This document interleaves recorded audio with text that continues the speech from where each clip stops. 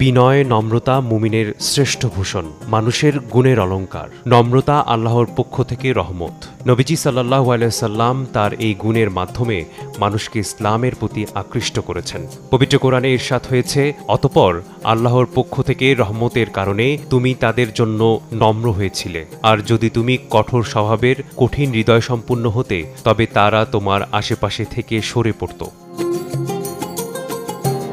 এর বিপরীতে ঔদ্ধত্য আচরণ মানুষকে জনবিচ্ছিন্ন করে তোলে, আল্লাহর রহমত থেকেও দূরে সরিয়ে দেয়।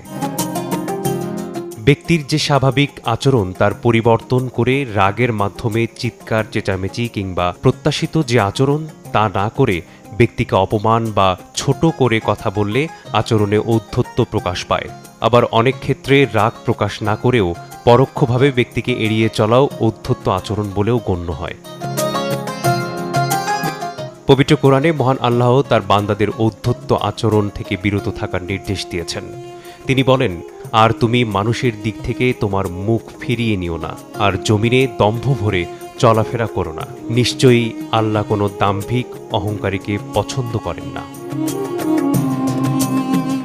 মানুষ যখন নিজেকে শ্রেষ্ঠ ভাবতে শুরু করে, বড় মনে করে, অন্যকে তুচ্ছ করে, তখন তার মিথ্যা অহংকার তাকে কলুষিত করে। সে কল্যাণ থেকে বঞ্চিত হয়। তার প্রতিটি কর্মকাণ্ডে তার কুৎসিত মানসিকতার ছাপ ফুটে ওঠে।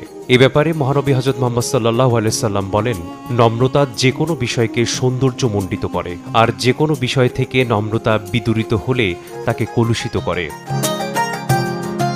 আর এই কলুষতার কারণে একসময় মানুষ তার প্রতি বিরক্ত হতে শুরু করে, তার অনিষ্ট থেকে বাঁচতে তার থেকে দূরে সরে যেতে শুরু করে।